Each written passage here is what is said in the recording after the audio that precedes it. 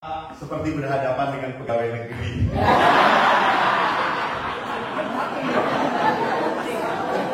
Saya dan Anda mau nyanyikan, mari kita berdiri, kita nyanyikan Indonesia Raya.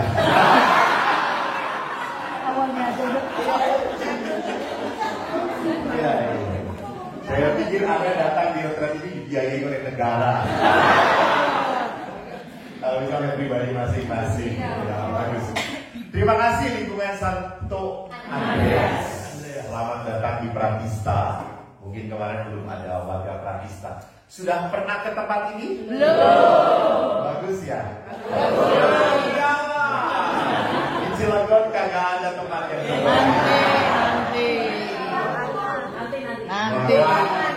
Nanti. Oh, gerejanya belum punya. Ada yang Saya bukan membina. tapi nyata. Cuma memberi semangat. Kamu Giri sudah bertemu saya tadi kemarin sore, lalu saya berbicara. Yang datang ke sini adalah para aktivis di paroki, beberapa, lalu di lingkungan juga, lalu putra putri, ada yang putra putri altar, ada yang Legio dan seterusnya. Saya tanya dahulu, siapa komunitas Legio Maria? Angkat tangan.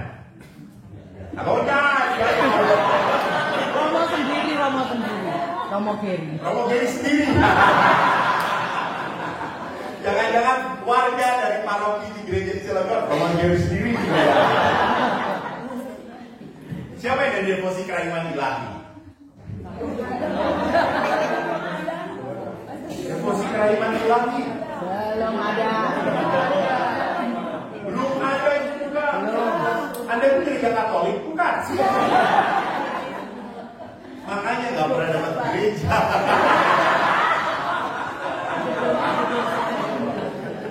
Ya, tapi tetap Katolik. Baru Nanti kalau udah ada gereja, kami akan aktif. Ada nggak? baru kelompok doa. Siapa yang dari ibu-ibu WK? Kelihatan. Jawabnya paling duluan dan salah. Siapa orang Kawuri? Lansia. Sudah WK lansia lagi. Makin cerewet. DPH itu Dewan Pembina Harian itu apa? Oh, DPP. DPP. Ketua Lingkungan. Ya, Vincent. Ini anggota lingkungannya? Iya. Nggak menderita, Pak? Iya, Pak. Dalam batin. Ya makanya kesini mau karena menderita. Ya, baik. Bapak Ibu, saya ingin berbicara tentang apa? Pelayanan. Pelayanan di dalam gereja itu seperti apa? Pelayanan sukacita. Karena Pak Vincent waktu diminta untuk jadi ketua lingkungan, berapa tahun yang lalu? 6 tahun yang lalu. Apakah Bapak dengan sukacita memberikan diri Bapak atau karena menjadi objek penderita? Ya, sangat menderita. Baik Bapak Ibu, Pak Vincent berkata sangat menderita. Pak Vincent, Romo Eko melayani gereja sangat sukacita. Sangat sukacita.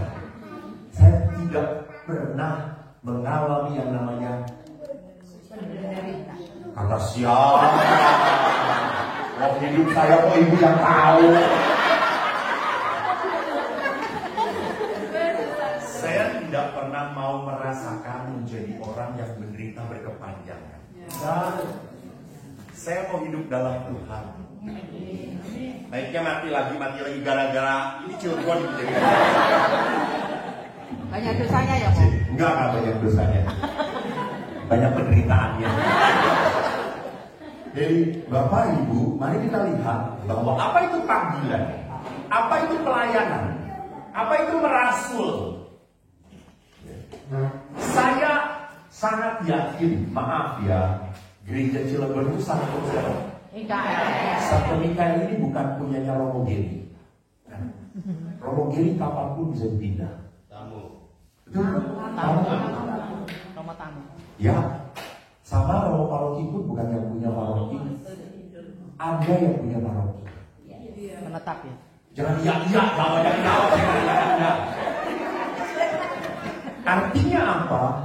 Gereja Mikael ini tidak akan pernah hidup, lingkungan Santo Andreas ini tidak pernah hidup kalau Anda hanya menjadi umat penonton saja.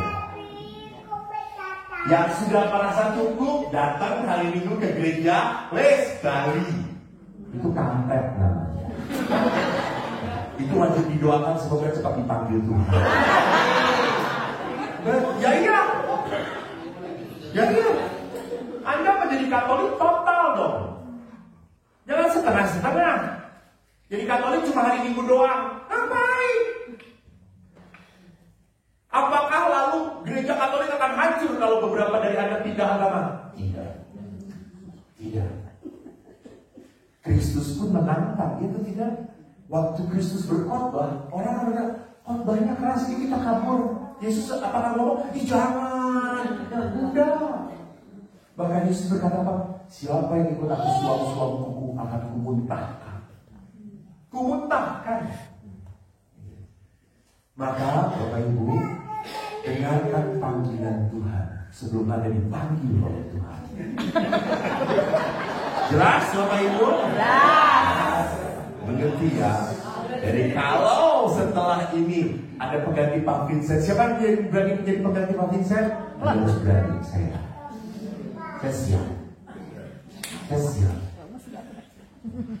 Betul, sakit hati, banyak kecewa dari ketua lingkungan itu sudah mengundang. Yang datang emak lagi, yang giginya tinggal 2.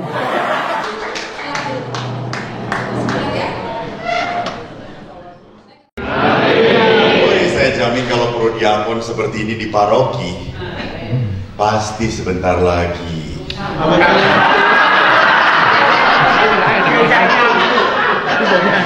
Gerejanya ambruk kok. Ya, sebentar lagi akan terjadi kiamat sebenarnya. Amin. Ya, Bapak Ibu, salam jumpa. Saya Romo Eko. Terima kasih banyak. Saya lahir dan besar di kota ini, di kota Bandung, sehingga fasih berbahasa Sunda. Saya tugas 25 tahun di rumah retret ini. Jadi saya sebelum ditahbiskan imam, saya di sini. Tahun 96 saya ditahbiskan imam. Lalu full 6 tahun yang lalu saya ambil spiritualitas di Roma. Lalu setelah itu 2 tahun saya tugas di Tebing Tinggi, 3 tahun di Helena, dan Agustus akan kembali lagi ke sini. Jadi di rumah saya Anda sudah melihat rumah masa depan saya. Sudah nyadar belum? Ini adalah rohnya. Baik, terima kasih. Saya diminta oleh panitia untuk memberi retret, rekoleksi. Saya kalau yang meminta laki-laki itu enak. Jadi kalau laki-laki itu meminta, Romo kalau tanggal ini, maaf saya nggak bisa. Oh ya. Kalau yang ini, saya juga nggak bisa. Ya. Oh ya sudah Romo, nanti saja kalau begitu ya. Jika Tuhan mengendaki, ya. Lah prodiakon blok B ini yang minta emak-emak. Saya tidak mau menyebutkan namanya siapa. Yang berjaket biru ada di duduk di sana.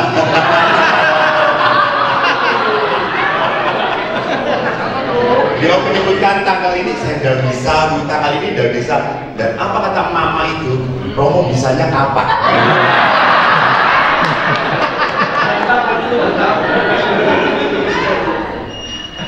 Yesus pun kalah sama Bunda Maria. Walaupun Yesus berkata waktunya belum tiba, lalu Maria berkata, Yesus,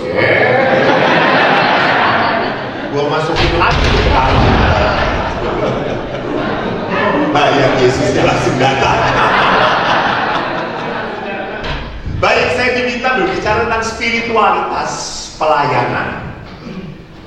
Siapa yang tadi saya awal foto dengan seorang ibu yang sangat senior sekali dalam pelayanan? Mana ya? Iya, Ibu Rini dengan yang satu lagi Ibu Justin. Ibu Iya itu ya? Ini siapa? Ibu Agnes. Saya tanya, Bu jadi prodiakon sejak kapan? Dan Ibu itu berkata sejak gadis, Roh.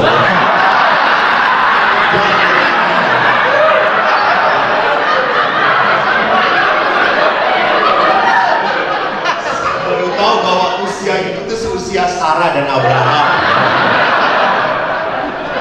Jadi saya waktu harus memberi rekoleksi ibu yang sudah matang dalam rohani, langsung saya ke kamar ngomong-ngomong yuk.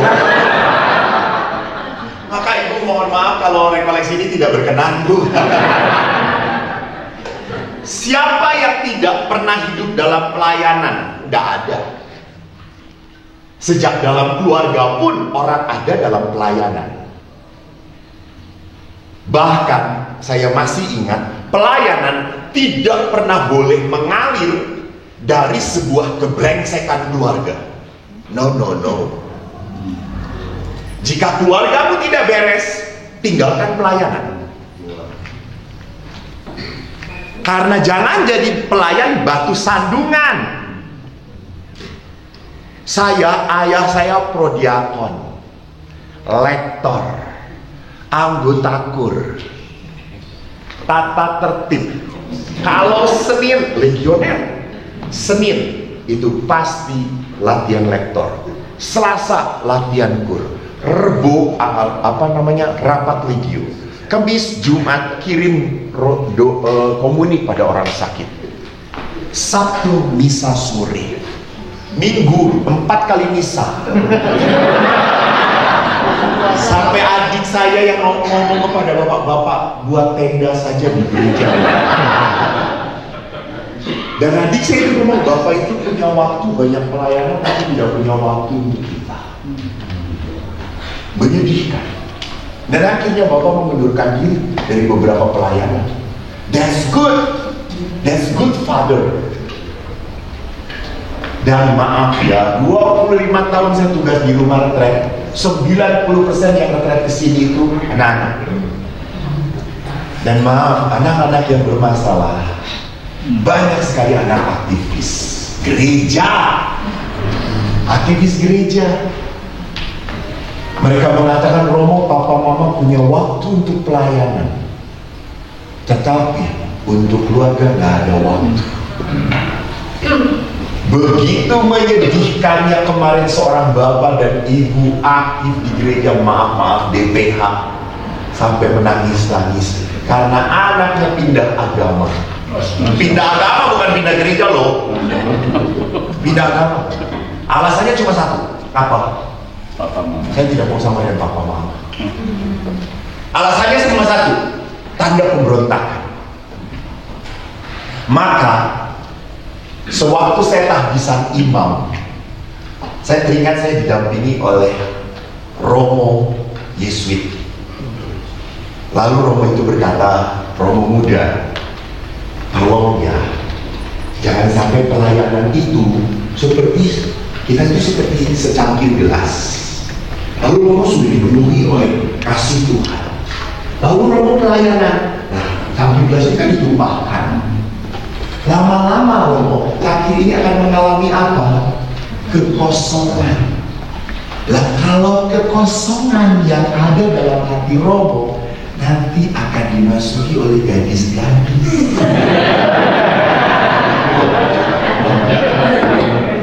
Kalau ibu prodiakon yang seusia Sarah, aman. Ibu ini nyenggol saya berkali-kali, tidak nyetrum soalnya. Makan berat.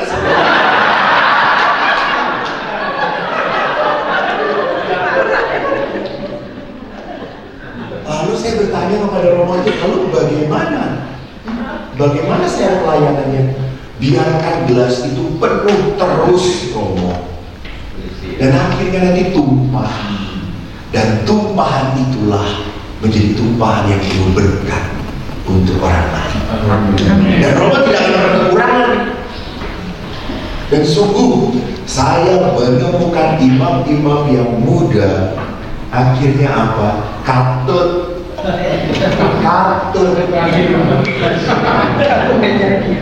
Karena apa? Karena lupa bahwa panggilan itu butuh dua hal, intimasi dan relasi. Relasi dan intimasi. Di dalam pasangan hidup, relasi dan intimasinya dengan siapa? Ya, dengan pasangan yang asli.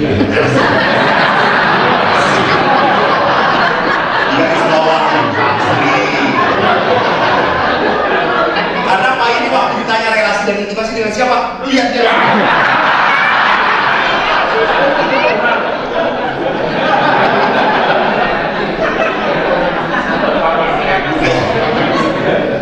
Relasi dan intimasi dengan pasangan, imam rohaniwan, relasi dan intimasi dengan Allah.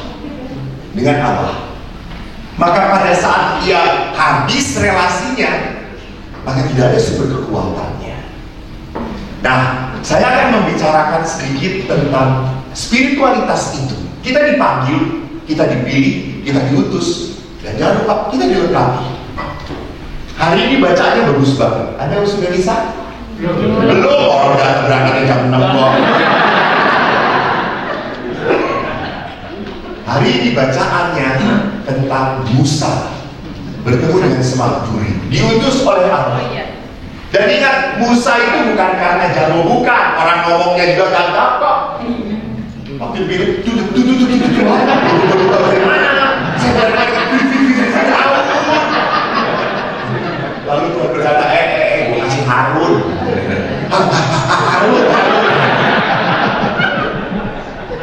Pikirkan bangsa Israel besar menghadapi raja yang Musa ngomong aja nggak jelas gimana bisa mimpin bangsa Israel. Jadi apa yang saya mau katakan nanti, bahwa dalam panggilan, maaf, tidak ada yang lain. Tidak ada yang lain. Yang ada adalah apa? Mau dan Tuhan melengkapi. Nah, mari kita lihat sekarang. Nabi Yeremia pun punya hal yang sama. Banyak kok utusan-utusan Allah itu yang selalu diawali dari ketidakmampuan. Dan saya sukanya justru orang-orang yang tidak mampu inilah yang dipakai Tuhan. Saya satu angkatan, ada teman saya, aduh suci sekali, rajin sekali berdoa. Lah kok nggak jadi romo? Saya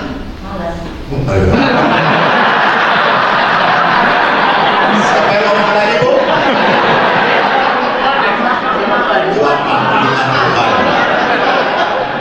Yang tidak tahu bahwa gua memang harus.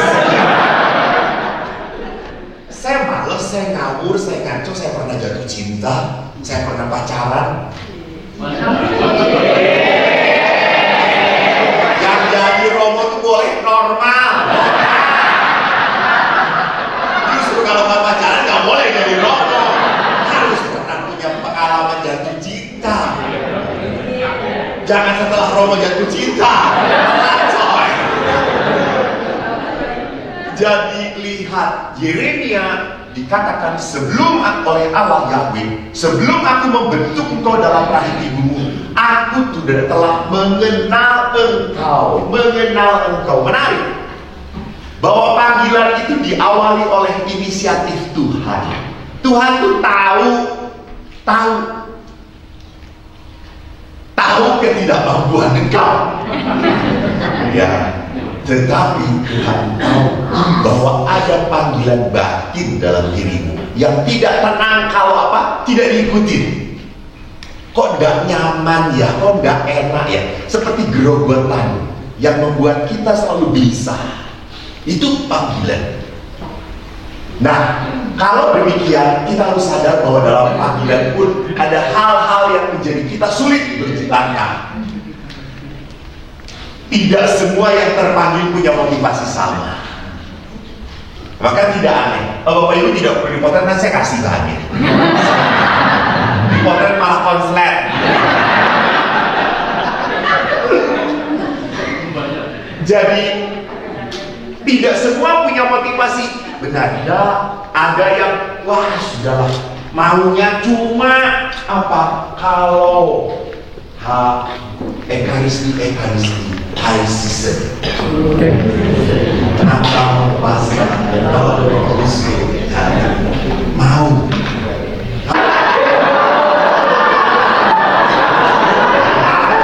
muncul siapa?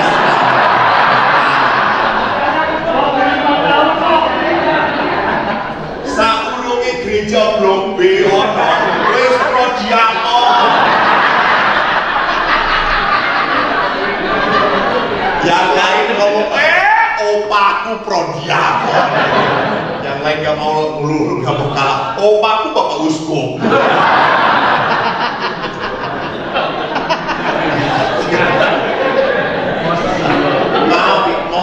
Mohon maaf. Saya kalau ngomong ceplos apa adanya. Saya memang full bertugas. Saya suka di rumah retret dan saya disuruh ke paroki supaya taste aroma liturgi. Dan benar, masuk paroki 2 paroki saya ngelihat senior, aduh susah banget berubah. Kalau dikatakan Romo dulu saya berkata, hei kampret, kata saya. Udah ini maju orang mundur.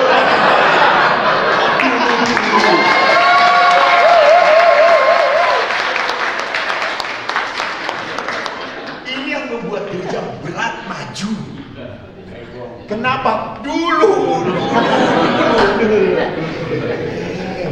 Ada satu masanya di mana Komuni Kudus juga delivery service. Iya betul. Waktu kita pandemi bisa terjadi.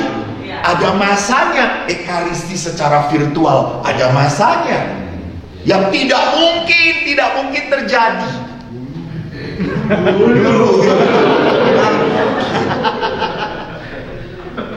Karena apa? Gereja itu melihat siapa yang dilayani.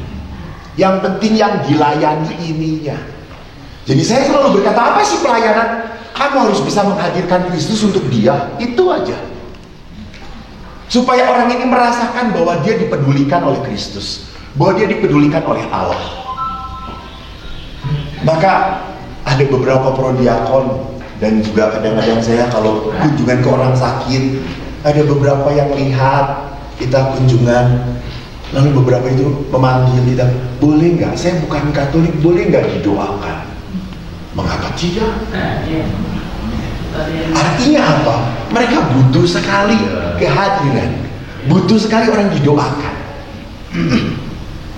Jadi di sini akhirnya apa? Orang tuh maaf, bukan butuh kehadiran Anda, butuh doa Anda.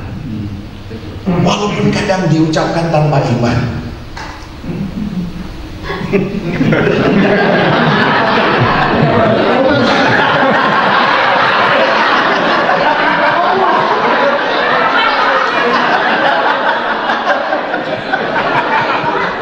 Bola ini ra gede-gede kok.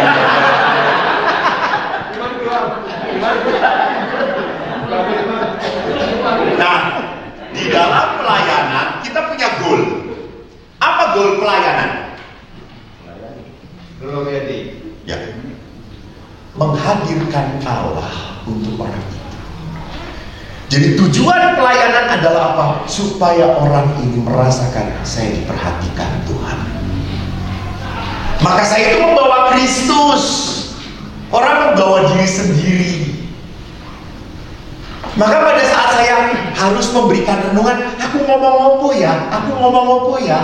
Loh, terbukalah pada Kristus, baca.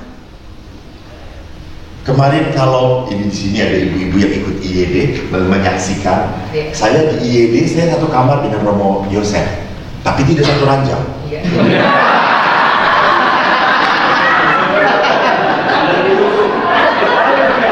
Sampai dibatasi saudara-saudara.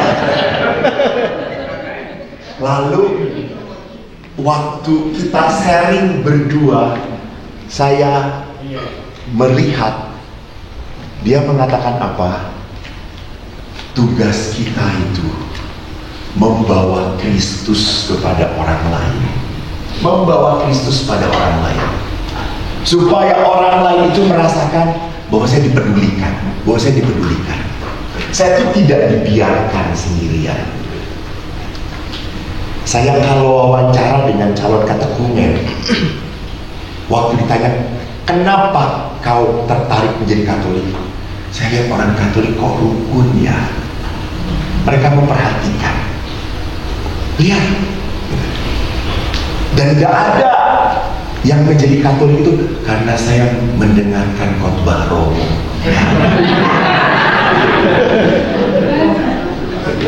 Hanya karena apa? Melihat mereka kok rukun, mereka kok melayani, mereka kok perhatian. Itu.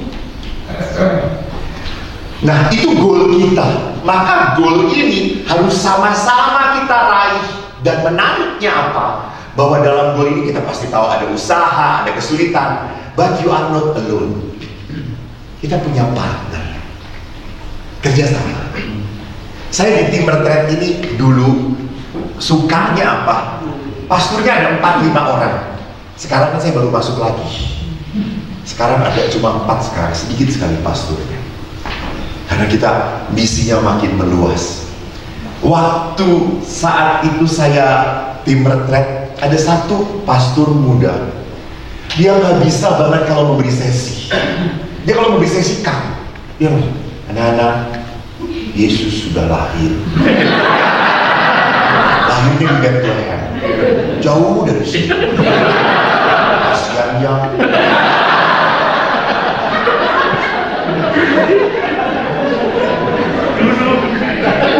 Anak-anak tidak tertarik. Tetapi kalau dia memberi renungan doa malam, anak-anak nangis kejut-kejut. Hebat dia karismanya. Gitu. Saya memberi sesi bisa hidup. Tapi kalau saya memberi renungan doa, anak-anak tidak ada yang nangis. Malah saya yang nangis. Sampai anak-anak datang, Romo, yang kuat ya. Tidak apa-apa Romo, Tuhan menyertai Romo. Saya ngomong, saya retret di sopo. Jadi lihat, ini karisma. Ini karisma, ini apa? Talent. Ini anugerah dari Tuhan. Maka setiap saat, sudah, saya nggak bisa. Oke, gue ini. Karena lu yang maju. Bagian membuat mereka nangis, kamu. Dia itu baru, anak-anak, mari kita ingat. Wah.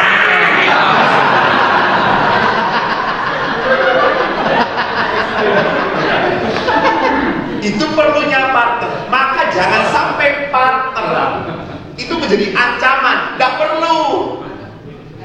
Kan ada orang enak, saya kalau ibadat dipimpin oleh prodiakon ini enak loh, langsung iyalah kalau pimpin gua nggak enak. Tenang aja kali, jangan baperan.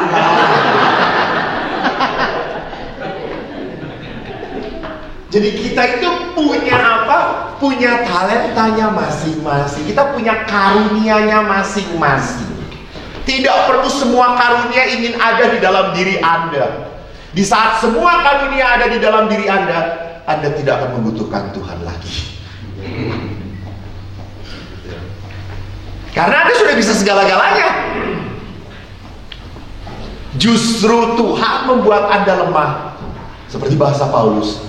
Supaya apa yang terjadi itu semua karena kemuliaan dan kasih Allah.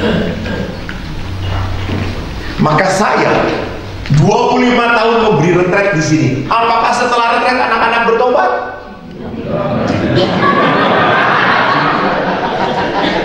Beberapa kali setelah retret saya melihat anak-anak berkelahi. Apakah 100 lebih prodiakon ini setelah rekoleksi bertobat?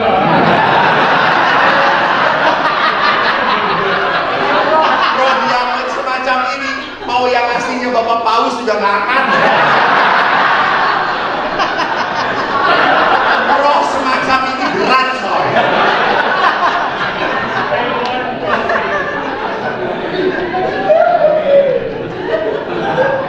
Tapi saudara, Saudaraku, kita tidak pernah bisa menuai apa yang kita tabur. Kita tidak tahu, tugas kita hanya menabur kok. Menabur. Ada yang berbuah baik, kan tergantung tanahnya. Saya berkali-kali kalau kemana-mana, kemarin ke Palembang, Manado, Makassar, lalu saya ke Lampung, lalu ke Sorong, ibu-ibu selalu ngomong, Romo terima kasih, Romo terima kasih. Kalau saya tidak bisa tidur, saya setel videonya Romo, sampai saya tidur Romo. Oh ya syukur Tuhan. Kalau semua khotbah saya membuat mereka tertidur,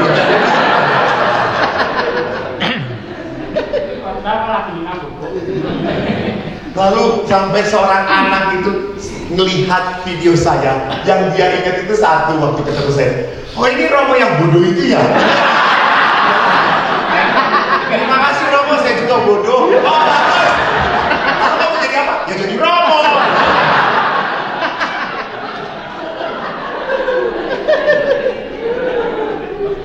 Jadi saya sih dulu merasa terancam kalau ada wah Romo ini pintar. No, kita punya karismanya masing-masing. Dulu di sini ada satu pastor yang saya pernah ceritain, karismanya hebat berdoa. Jadi kita kalau berdoa resti, dia tuh pak ceprut, edan gitu sih. Saya begini di ruangan menang. Wah sama speaker dia. Salah doanya. Dan karunia dia. Jadi dia punya karunia hebat banget. Sampai akhirnya berbondong-bondong beberapa ibu-ibu minta didoakan. Kalau saya setiap mendoakan orang meninggal, saya sakramen peminyakan paling terkenal sih. Sampai sebulan yang lalu di Siloam seorang opa, anaknya manggil Romo, tolong datang. Opa mau dioperasi cukup berat Romo. Mau apa? Sakramen minyak suci dan Romo tolong bawa viatikum. Oh oke, baiklah. Saya datang. Saya tuh datang. Opanya tuh sedang duduk gini, tersenyum ya saya. Omanya ngeliat saya, langsung mau ngapain? Bener-bener seperti ancaman. Saya diminta untuk berbicara, siapa yang nyuruh? Anak ibu. Kamu kenapa sifat Romo sekarang? Mami kenapa gitu? Tapi papinya, suaminya itu Romo terima kasih Romo, saya memang ingin didoakan, saya yang minta Romo, saya yang minta. Oke Opa, saya doakan, saya beri perminyakan, saya beri viatikum, bahagia banget, damai banget. Lalu si Oma ini kan telepon ke adik si Opa ini. Dia telepon, si Opa udah sakramen. Dengan siapa? Romo Eko. Tinggal kedua. Sampai ngomong kayak gitu. Dan betul 2 hari kemudian meninggal. Padahal sehat. Kemarin saya ke Malang ketemu Oma itu lalu berkata, Romo.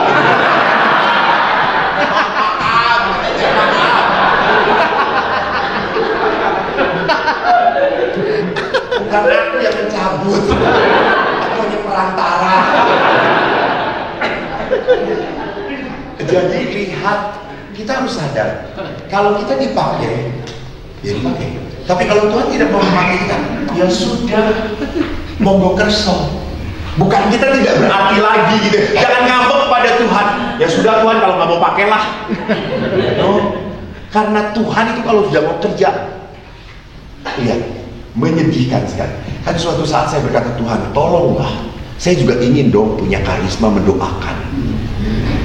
Habis doa seperti itu, kesini bekas murid saya, Romo, Oma sakit, bisa tolong mendoakan? Bisa, saya harus berdoa saya. Kan Tuhan itu kalau mau membuat mujizat kan dari yang dahsyat dulu toh.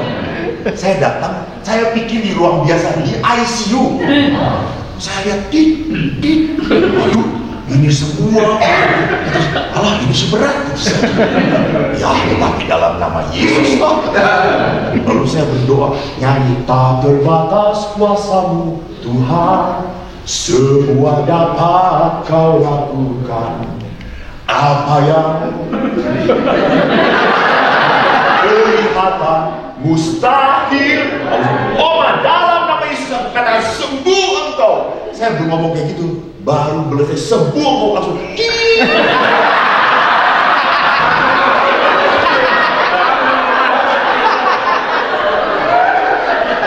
Anda tahu saya nggak sampai penutupan mundur gitu. Sampai sih murid saya berkata, Romo kok kayak gini? Ya gue nggak tahu.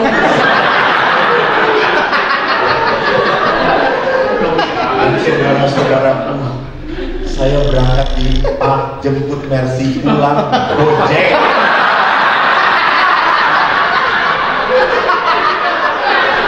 Dan tidak ada satupun yang mengucapkan terima kasih. Amplop pun tidak ada. Asli modal sendiri, percis seperti jalangkung pergi nggak diundang, pulang pun tanpa pamitan gitu.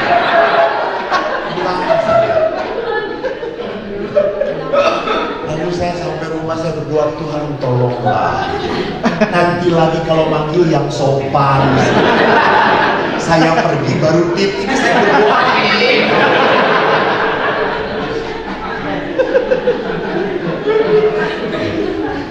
Apa yang mau saya katakan? Ya sudah, saya pekerjanya Tuhan kok. Saya partnernya Tuhan juga.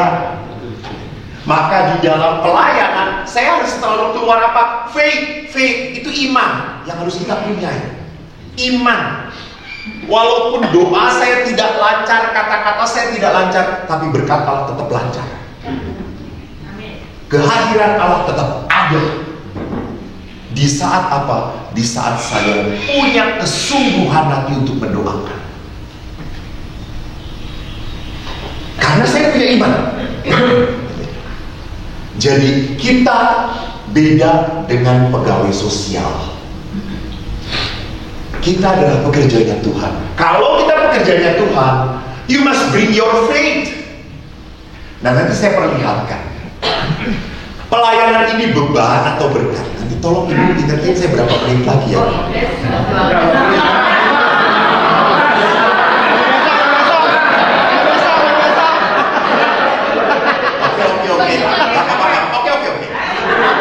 2 hari 2 malam juga apa? Saya dapat uploadnya gede kok.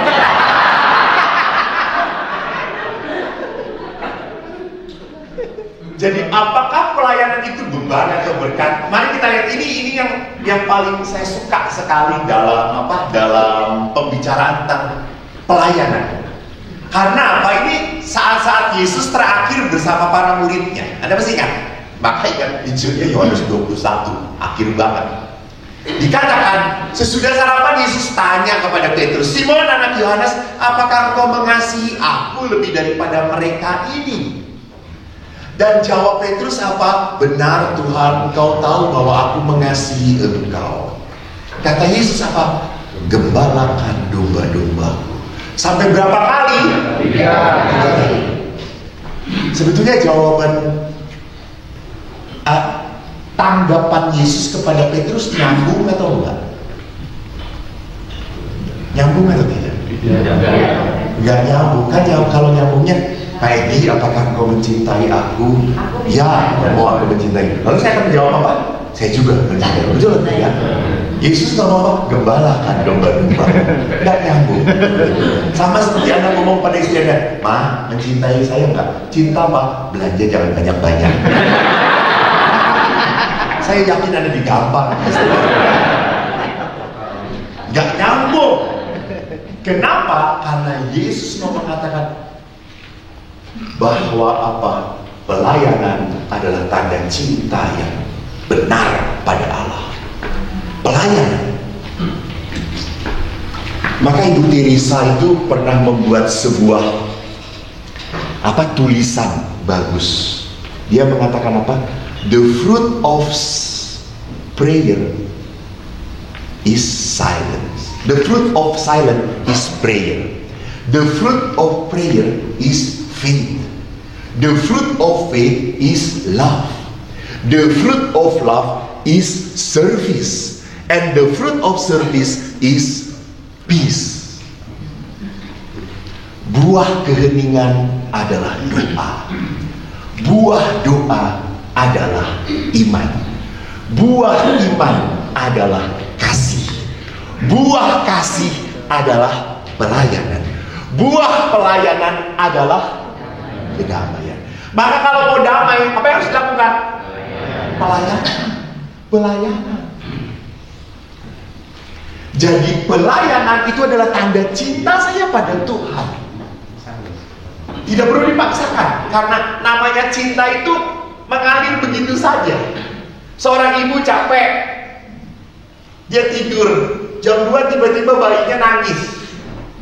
Apakah ibu itu akan berkata, "Nak, nanti ya, nunggu jam 6, mama bangun jam 6, podar tuh anak." Ibu walaupun merem-merem tetap akan melayani anaknya. Karena apa? Love. Love. Mencintai. Seorang ibu siang-siang lapar, belum makan. Anaknya datang dari sekolah, "Mama, buatin aku super mie, aku belum makan, aku lapar." Apakah mama itu akan berkata, dengerin ya, mama juga belum makan. Dengerin.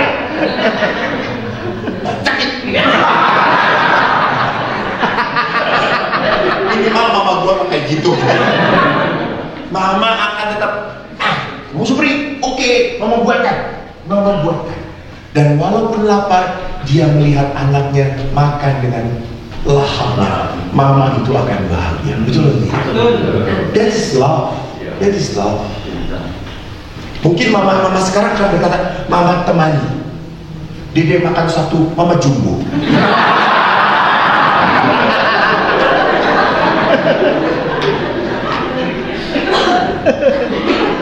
Jadi inilah, maka Ignatius pernah berkata, "Caritas Christi urgent nos." Jadi cinta Kristus yang mendorong saya untuk melayani. Caritas Christi. Maka kalau prodiakon tidak punya caritas Kristi, Anda melayani dari embuh. Dari embuh. Didemit matanya. Doa. Jadi selalu dasarnya adalah apa? Cinta pada Allah. Nah, oleh karena itu Yohanes pun pernah berkata, "Semua orang akan tahu bahwa kamu adalah murid-muridku jika kamu saling mengasihi, melayani." Karena cinta itu hanya benar-benar menjadi cinta pada saat diwujudkan. Betul atau tidak? Betul. Saya dulu SMP jatuh cinta pada seorang perempuan, cantik banget.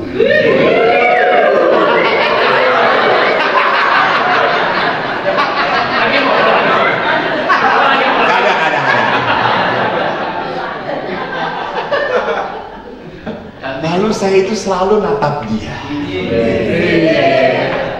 Dan pada suatu saat dia melihat saya, seneng nih. Dan dia seneng sama gue. Padahal dia cuma melirik doang. Saya senang sekali. Tapi saya tidak berani mengumpat datang pada dia, "I love you." Tidak berani. Saya takut ditolak. Waktu itu bego banget gue. Masih umbelan. Hijau. Dan banyak saudara-saudara. Kalau teman-teman berkata, "Kok itu jijik banyak, dimasukin lagi." Karena sayang sekali saudara-saudara. Dan kalau umbel itu udah penuh, saya langsung bisa. Jadi di sini keluar ujung-ujung.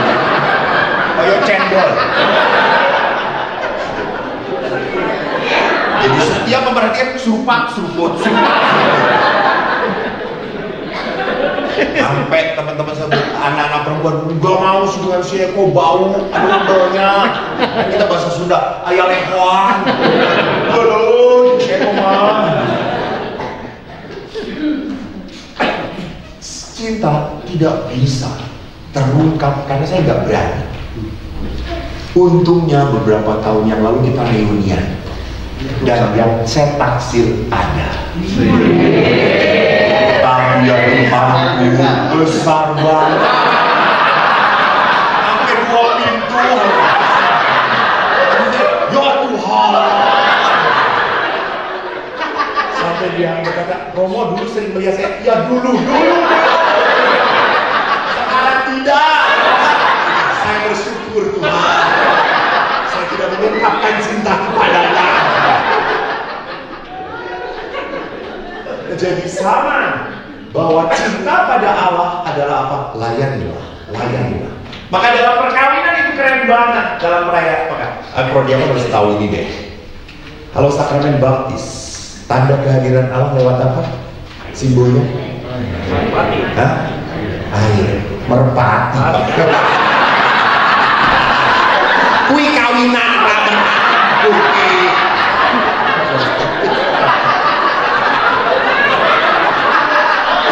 Sejak kapan baptis pakai merpati?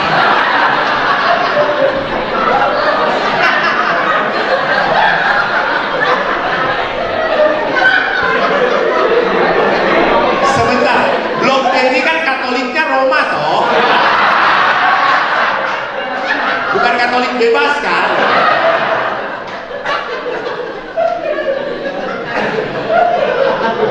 Kalau Ekaristi, kehadiran Allah lewat apa?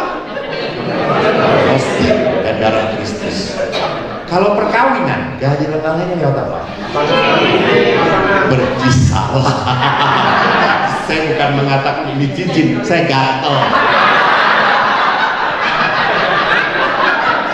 Anda langsung cincin. Kenapa? Kamu kan gini.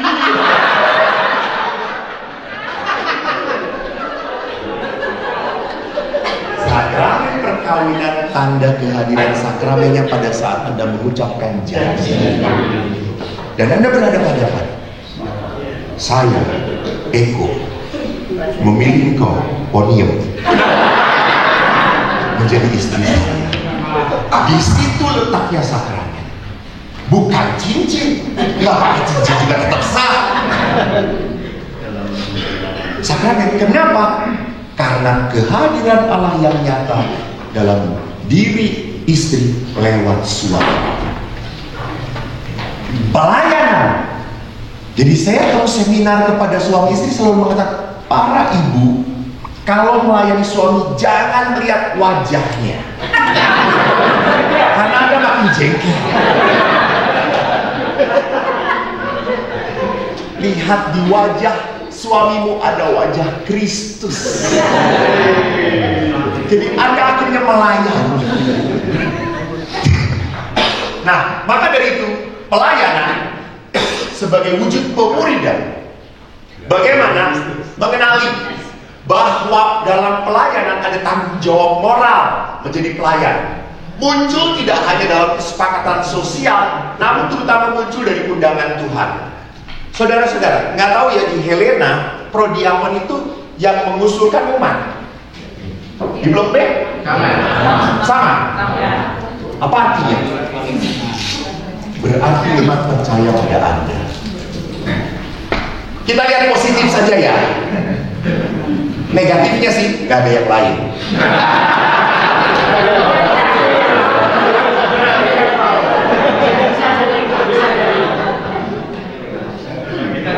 Tetapi positifnya adalah walaupun nggak ada yang mau, tetapi kalau tidak percaya nggak akan dipilih Anda. Memang nggak ada yang mau, tetapi Anda layak. Menurut umat, ini tanggung jawab sosial loh. Umat percaya pada Anda. Dan semua yang diangkat oleh imam diberikan kepada Bapak Uskup. Tidak ada yang pernah ditolak menurut saya. Bapak Uskup ACC karena tidak mengenal Anda.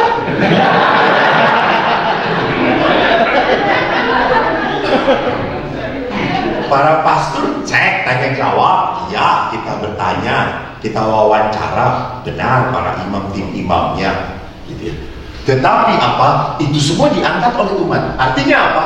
Secara kesepakatan sosial, Anda ini punya sesuatu kelebihan yang diakui oleh umat. Dan ini pun adalah tanda undangan Tuhan. Yang kedua, pelayanan tersebut merupakan jawaban. Ingat, kalau Allah memanggil, Allah butuh sebuah tanggapan, jawaban. Ya Tuhan, inilah aku. Untuk aktivis gereja ada dosa sakrelegi. Tahu dosa sakrelegi? Dosa sakrelegi adalah apa? Merendahkan hal-hal yang suci. Jadi umat jangan sampai nggak mau dengan perdiakon itu. Lihat kalau nggak bagi komuninya tubuh Kristus. Kadang-kadang tubuh Kristus susah diambil toh.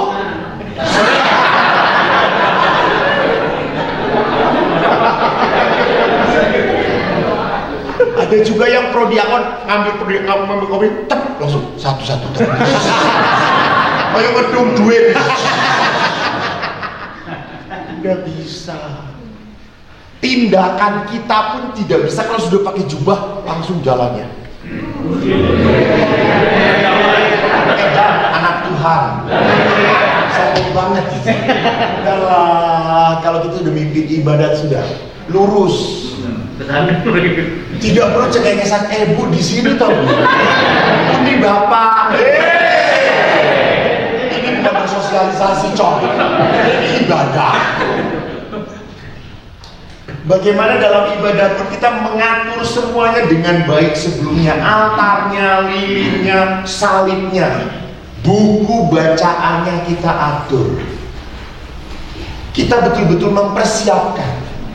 Bagaimana bisa umat ketemu Tuhan kalau kitanya serampangan? Kita harus bertindak secara liturgis di dalam tata ibadat yang kita berikan.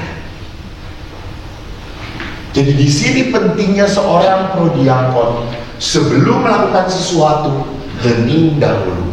Aku harus sadar Tuhan, penuhi aku dengan Roh Kudus.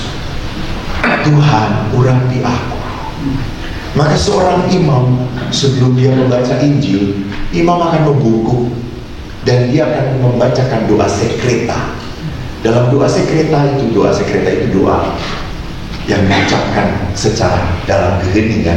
Dia berkata, Tuhan, urapilah pikiran, bibir dan hatiku, agar aku layak dan pantas mewartakan firman.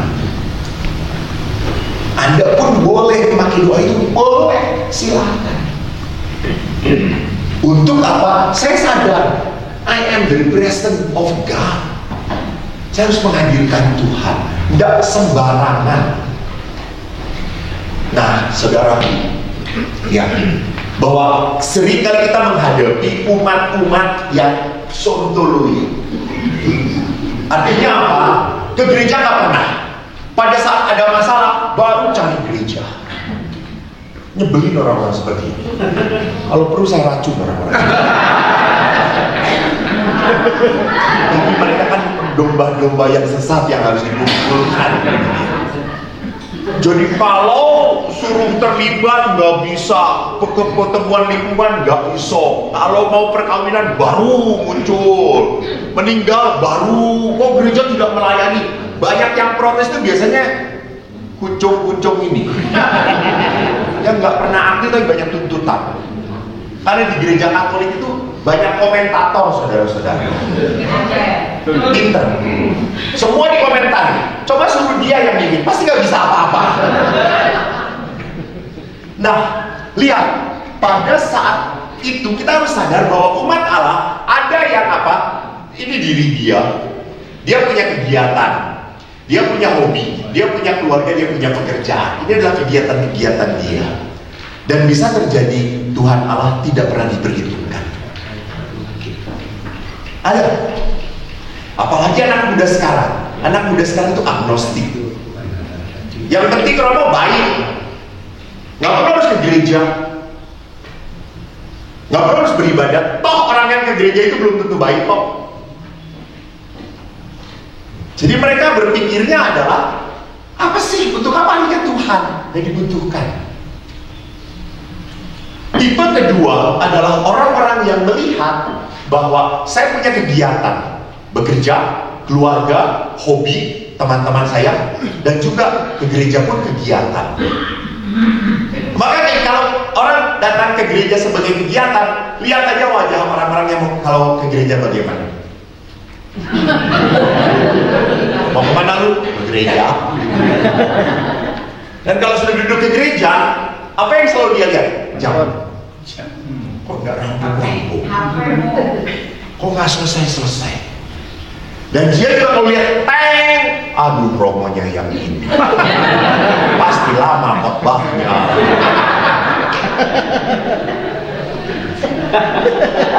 Karena apa?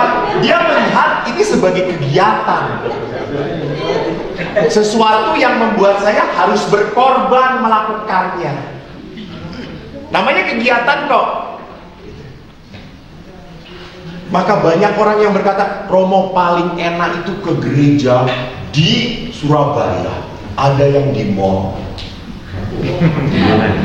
Habis ke gereja bisa langsung jalan-jalan. Itu adalah tipenya dari gereja Filipina.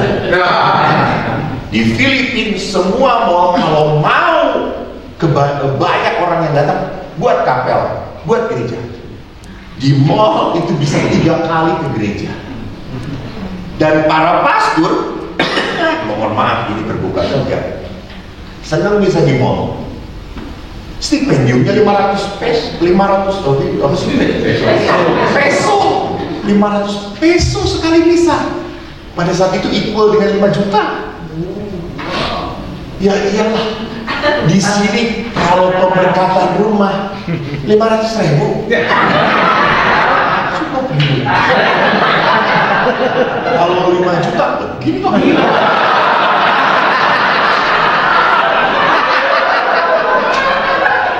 Kalau stipendiumnya segede Prodiakon Blok B.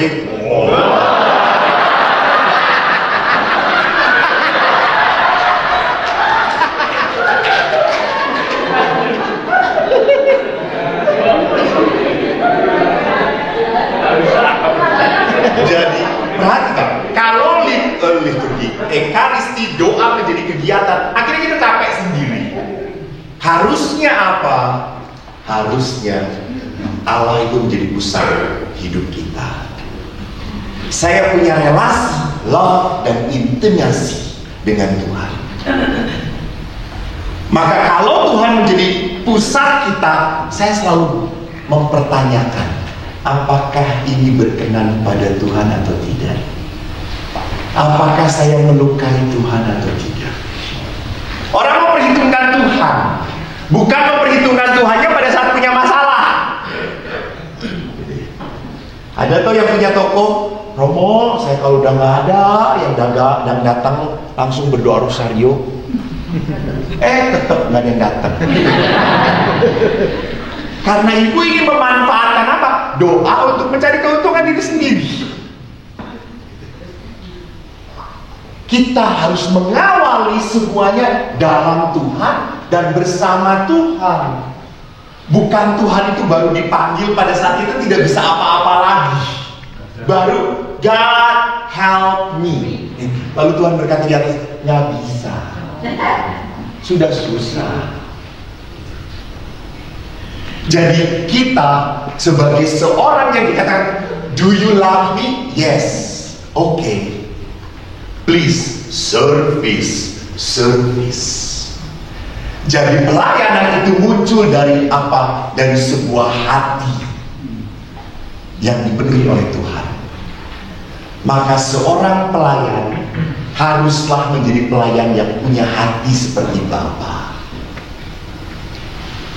Bagaimana menjadi pelayan yang punya hati seperti Bapa? Saya ingin bernyanyi dulu bersama Anda, karena wajah Anda sudah tidak jelas beberapa antara hidup dan mati.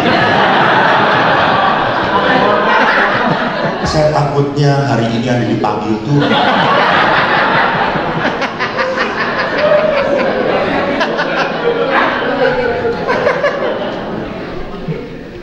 Pak, tolong kasih setiamu yang kurang.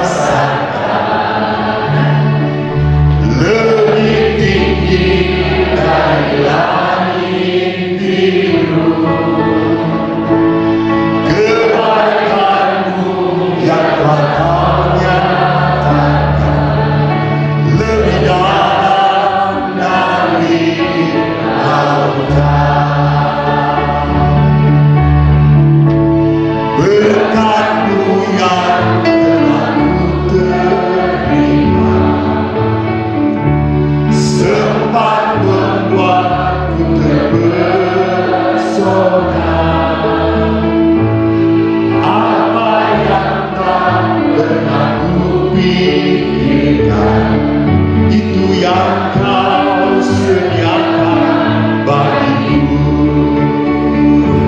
Bersama-sama. Siapakah aku ini, Tuhan? Izin matamu dengan apa aku balas Tuhan, selain puji dan sembah. Wanita, saya ingin dengar wanita di depan kasih setia.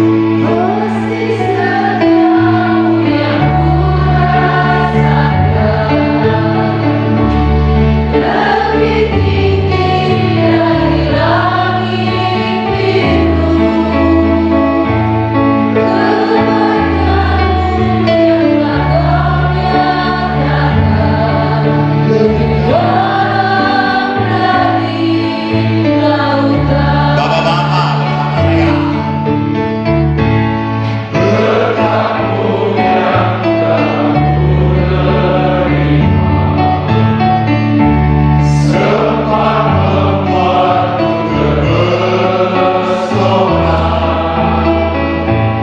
Apa yang tak pernah kupikirkan, itu yang kau sediakan bagiku. Bersama-sama siapakah aku ini, Tuhan? Siapakah aku ini, Tuhan? Dari biji matamu dengan apa berubah Tuhan, selain puji dan sembah Kau. Selain puji dan sembah Kau. Selain puji dan sembah Kau.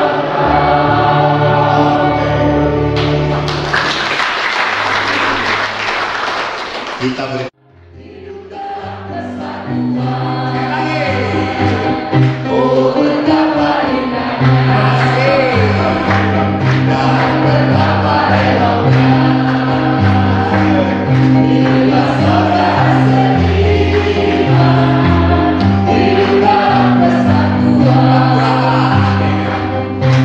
rapat di kepala yang menyambut dan juga seperti lampunya dari Eno mengalir ke bukit Sion. Kesana lari berkata Tuhan, agar berkat-berkat dicurahkan, kehidupan untuk selamanya. Sekarang bilangannya versi saya. Katanya gini, ya. Jadi, oh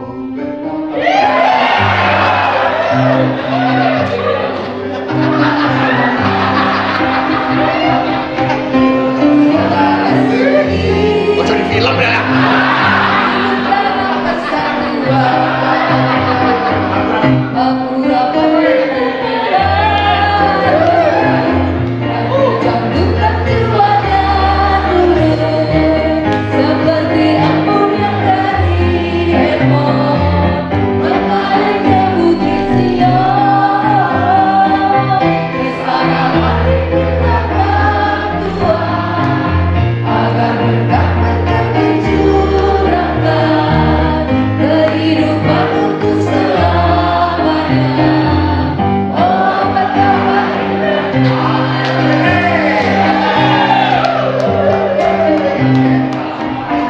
Kita berdiri, yang tidak bergerak saya doakan mencret selama di sini.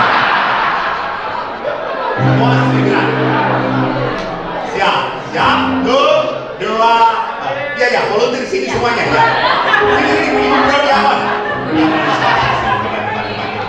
Ibu prodiakon yang tidak tahu malu. Sama-sama saya jadi malu. Ya, 4.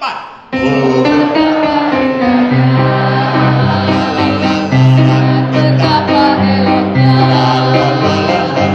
bila saudara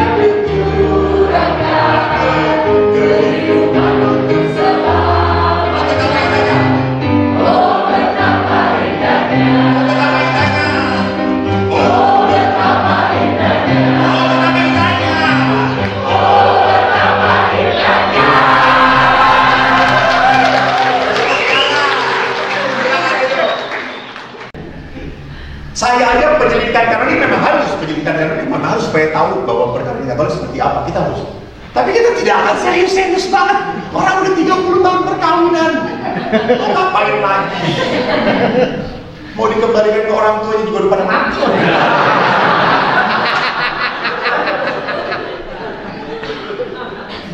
Masih harus emosi. Dan nggak perlu. Itu katanya perlu.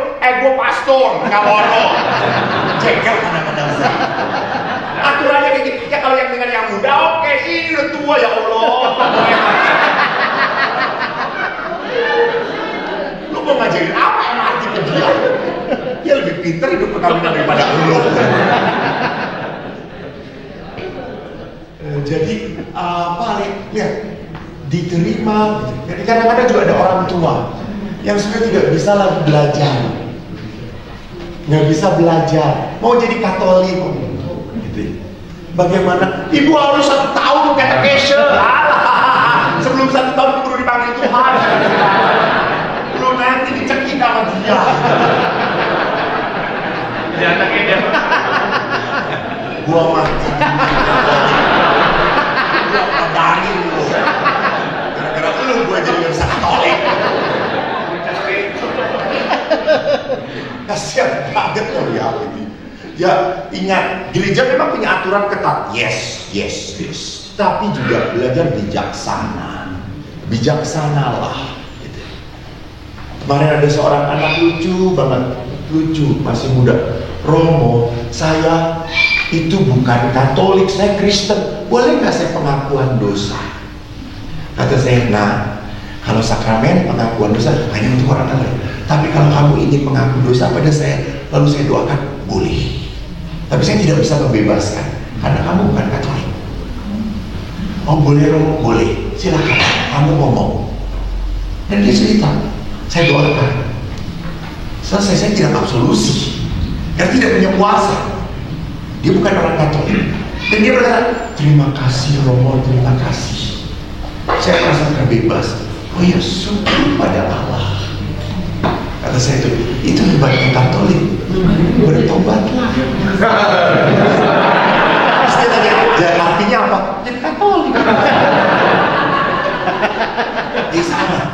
Prodiakon pun hendaknya menjadi pelayan-pelayan yang seperti motonya KAJ dong. Apa motonya? Gembala yang baik dan murah hati. Gembala yang baik dan murah hati. Nah, bagaimana bisa menjadi seorang manusia berhati Allah? Ingat, ada 3 poin yang harus kita perlihatkan. Hidup itu panggilan, ada misi. Misi seorang pelayan adalah apa? Kehendak Bapa. Dan cara hidupnya pun adalah cara hidup seperti Kristus. Mari kita lihat. Jadi kalau berhati Allah, ya sudah kita lihat Yesus. Yesus menerima dan menjalani hidupnya sebagai sebuah pilihan. Yesus memangku salib tidak dalam keterpaksaan. Yesus memangku salib karena ini Tuhan yang mau. Maka saya selalu mengatakan salib itu ada 3 model. Salib merah, salib putih, dan salib hitam. Salib merah itu adalah penderitaan yang terjadi karena ulah orang-orang yang saya sayangi. Misalnya, anaknya bermasalah, selalu orang tuanya katut. Oh, anaknya tidak jelas. Suami bermasalah, istri juga terbawa. Orang tua bermasalah, anak pun terbawa. Jadi itu salib merah, salib yang harus saya tanggung, bukan karena kesalahan saya, tapi karena kesalahan orang-orang yang dekat dengan saya. Sedangkan salib hitam adalah apa? Beban yang harus saya tanggung karena kesalahan saya. Contoh, saya senang makan tahu. Tahu itu paling enak dimakan dengan rawit. Dan saya kalau udah makan tahu kesurupan setan, asli seneng banget tahu. Dan rawit banyak, saya mencret setelah. Saya tidak bisa berkata ini mencret adalah kehendak Tuhan. Ini cobaan dari Tuhan. Lu mencret karena ragu. Udah titik. Dan banyak sekali salib terjadi karena kesalahan kita. Itu salib kita. Jangan tiba-tiba ini karena cobaan dari Tuhan. Lu yang salah ya. Maka ada bapak-bapak yang gagal jantung gitu. Romo tolong, Tuhan memberi cobaan saya berat sekali Pak. Bapak itu perokok. Ini bukan cobaan. Bapak menuai buah yang Bapak tanam, biji yang Bapak tanam. Maka saya suka jengkel dengan bapak-bapak. Romo tolong doakan saya supaya paru-paru saya bersih. Saya berdoa pada Tuhan, Tuhan suka gantung diri pada saya. Nggak bisa. Kalau Anda minta permohonan pada Tuhan, jangan menyulitkan Tuhan. Jadi banyak sekali. Kenapa kok anak-anak saya tidak rukun dengan saya, tidak menghormati saya? Pertanyaannya, waktu kecil anak Anda sungguh disayang atau tidak? Jangan-jangan anak Anda juga dianiaya oleh Anda. Sehingga sekarang Anda mengharapkan anak yang openi, penuh perhatian. Awak cilik era diperhatikan dong. Cengli dong. Iya, apa itu cengli? Kulonnya aku Jawa, aku Cina. Jadi cengli itu ya apa namanya? Fair. Yang ketiga adalah apa? Salib putih. Salib putih adalah penderitaan yang terjadi, yang diperkenankan oleh Tuhan untuk menyucikan kita. Bukan salah saya, bukan salah orang lain. Tiba-tiba saya harus menderita. Contohnya, tiba-tiba orang udah hidup sehat, baik, kena kanker. Itu adalah salib putih. Penderitaan yang diizinkan Tuhan. Supaya apa? Supaya Anda lebih suci, supaya Anda lebih dekat dengan Tuhan. Saya kan pernah cerita tentang anak kecil yang di sini retret. Anda mungkin masih ingat kalau ingat YouTube saya. Ada seorang anak, kalau anak-anak SD retret ke sini, saya kan selalu nyambut pakai celana pendek dengan kaos. Mereka tinggal saya Romo. Biasanya mereka datang, Pak, tolong bawain ya Pak. Oh baik-baik, itu anak Jakarta atau ya. Gimana aja orang tuanya, kata saya. Udah, saya bawa ke kamar, mereka ngasih tip saudara-saudara. Pak, ini tipnya 5.000 ya. Pak, tipsnya ya, nggak boleh pegawai di sini, nggak boleh. Di sini baik-baik ya. Nanti kalau saya butuh bantuan, saya panggil bapak lagi. Boleh. Aku mau cebok aja, gue cebokin.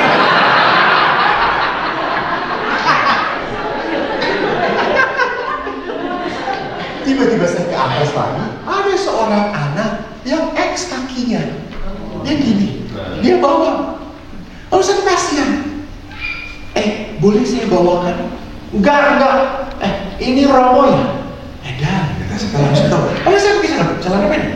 Iya betul. Enggak perlu Romo, enggak perlu. Saya masih bisa Romo. Terima kasih Romo, terima kasih. Wow, kata saya tuh. Anak si borokok.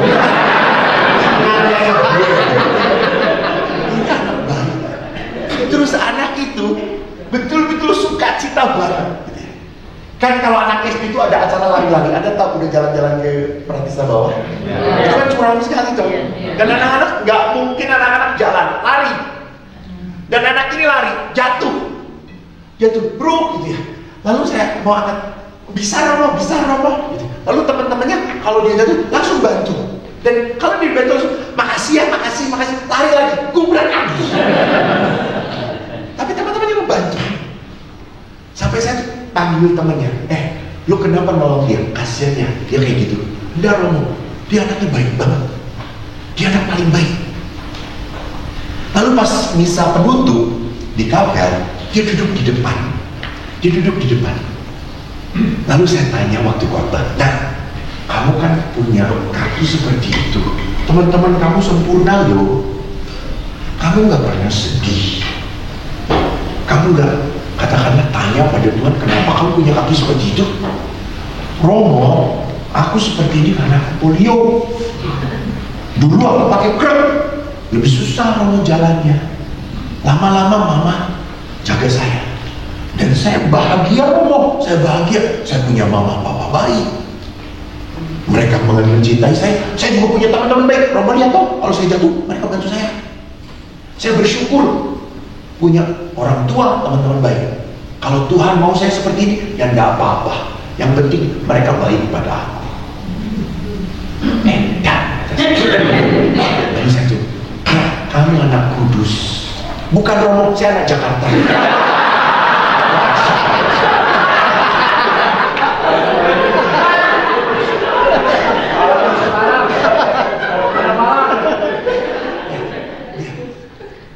Dia tidak menyalahkan Tuhan walaupun lahir seperti itu. Dia mengatakan, kalau Tuhan mau, ya sudah, saya terima, gak apa-apa. Saya kan masih diberkati oleh yang lain. Itu gila itu. Kita seringkali ngomongnya, Tuhan, saya tuh mau diberkati ini baru saya berkat. Tapi Tuhan tuh mau berkatnya lewat yang lain. Tuhan, saya tuh mau berkat tuh kalau orang anak-anak tuh care pada saya, pada orang tuanya, nyapa saya, datang ke saya, kunjungin saya. Saya tuh merasa orang tua diajenin. Dan anak-anak nggak kayak gitu. Tapi anak-anak yang lain menghormati Anda, mencintai Anda. Lihat, pintu cinta Allah itu jangan ditutup. Banyak pintu cinta yang lain. Maka Yesus adalah pribadi yang Allah. Kalau ini kemauan Tuhan, saya lakukan. Saya terima. Maka misi Yesus jelas apa? Kehendak Bapa. Kehendak Bapa.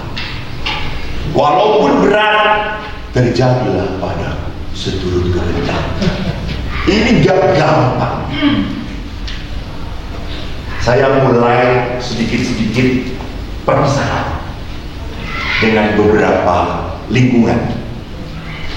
Dan salah satu kelompok yang saya suka adalah UBK. Anda tahu? Ya. Apa UBK?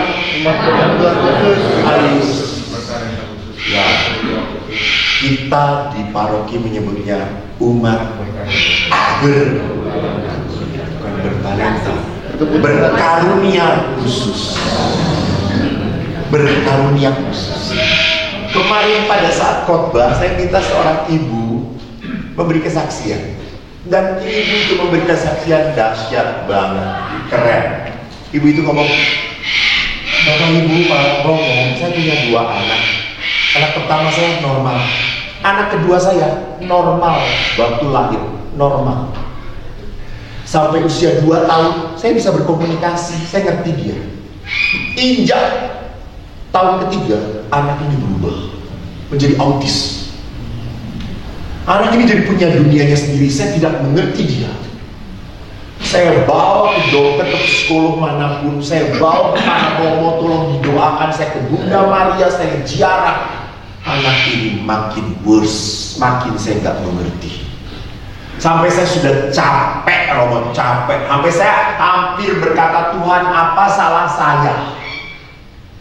Kok saya diberi anak seperti ini? Saya nggak salah apa-apa kok. Saya mendampingi anak ini dengan baik dan benar. Lalu dia tidak mau berdoa lagi. Tapi setiap ketemu Romo, tolong doakan anak saya. Tapi dia sendiri udah gak percaya doa lagi. Sampai suatu saat dia ketemu seorang Romo yang senior.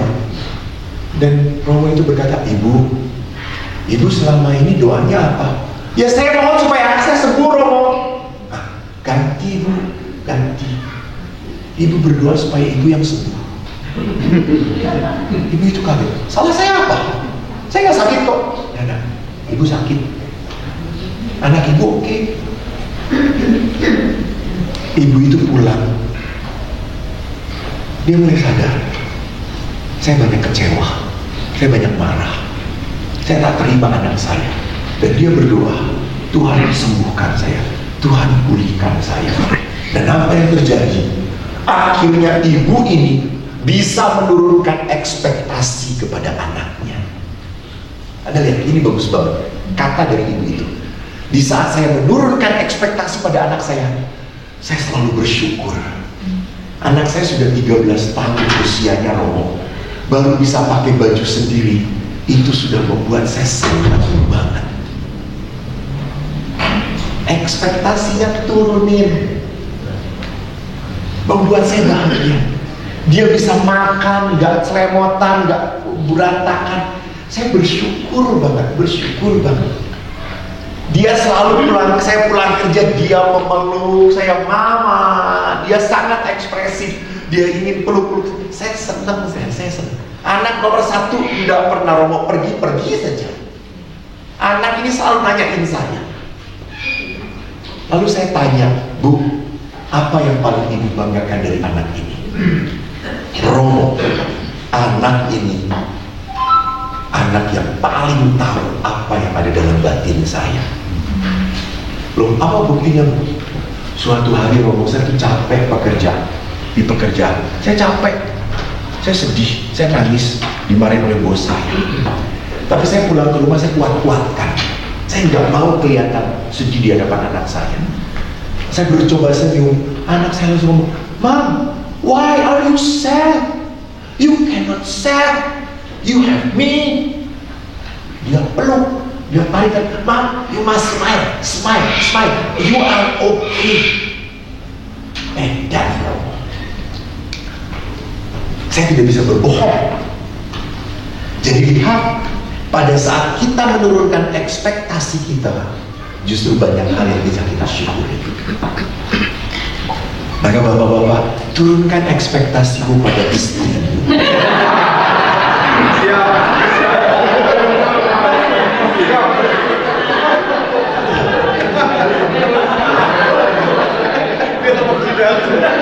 Saya tanya Pak Sri, yang paling bijaksana. Masih ada ibu, Pak? Masih ada ibu ya, Pak? Saya mau tanya, Pak. Pak Sri tau, Pak? Oke, Pak Sri. Masih ada ibu. Rumah Bapak ada bertetangga. Tetangga Bapak kan pasti ada perempuan juga, tuh ada ibu. Kalau Bapak melihat istri tetangga, kok makin lama makin cantik? Itu godaan atau cobaan? Godaan. Kalau Bapak lihat istri Bapak makin lama makin jelek, apakah itu godaan atau cobaan? Dia berkata itu kenyataan.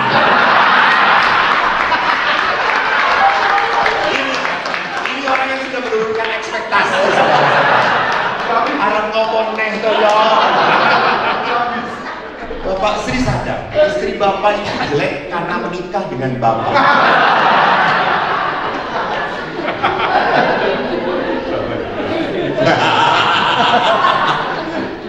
Karena saya itu suka jengkel. Ibunya itu banyak mengeluh pada saya, Romo, suami saya itu bodoh banget, gak bisa apa-apa. Terus saya kata, Bu, kalau suami bodoh, berarti ibu lebih bodoh.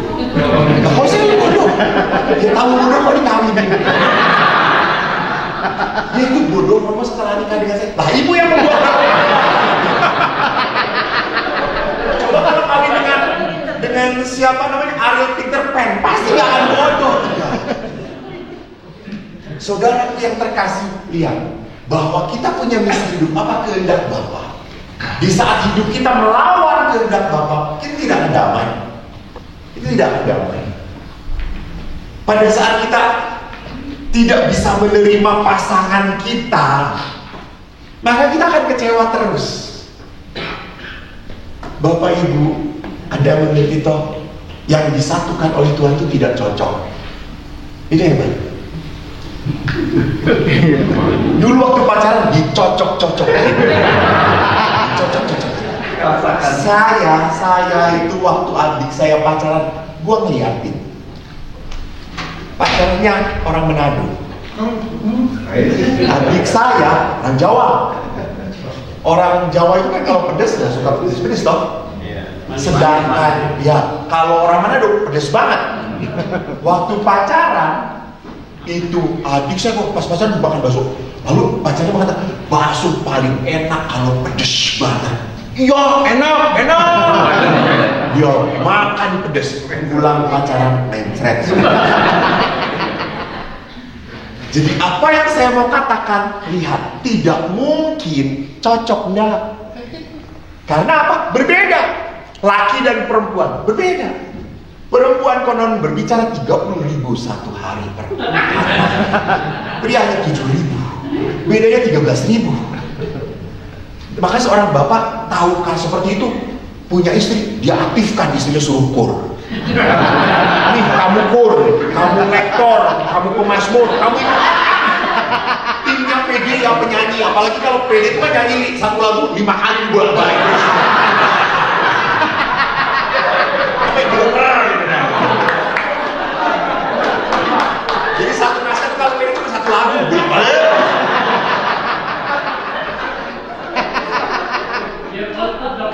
Lalu harus saya terus Pak, kalau pulang apakah capek? Enggak juga tuh Romo, ngomong aja terus. Ya sudah Pak, memang perempuan itu senangnya ngomong, itu energinya ngomong. Laki-laki, lihat aja kalau punya masalah, apa yang akan dilakukan laki-laki? Apakah akan ngomong? Diam, menarik diri. Laki-laki kalau punya masalah, diam, menarik diri, dia tenang. Apa yang salah? Kalau perempuan, kalau punya masalah, apa yang akan dilakukan? Seluruh Keuskupan Jakarta tahu.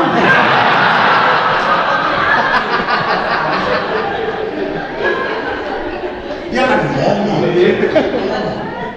Coba lihat aja prodiakan dari pagi-pagi tuh, pagi-pagi nungguin. Iya, adem.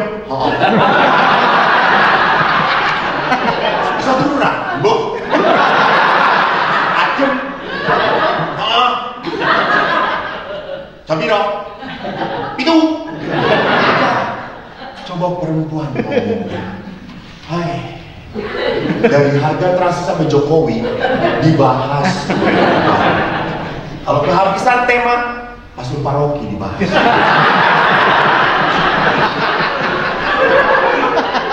Maka istilah saya, di mana 3-4 orang wanita berkumpul, Yesus pergi.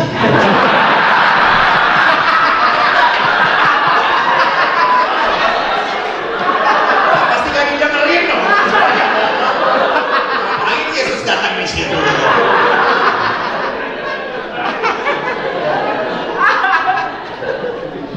Jadi perhatikan Bapak Ibu. Kalau Anda menikah dengan perempuan yang seperti itu kehendak Bapak ya pasti. Ingat, kehendak Tuhan. Nanti pulang ketemu istri, Bu, kehendak Tuhan. Saya yakin istri Anda akan berkata, ngopo kowe.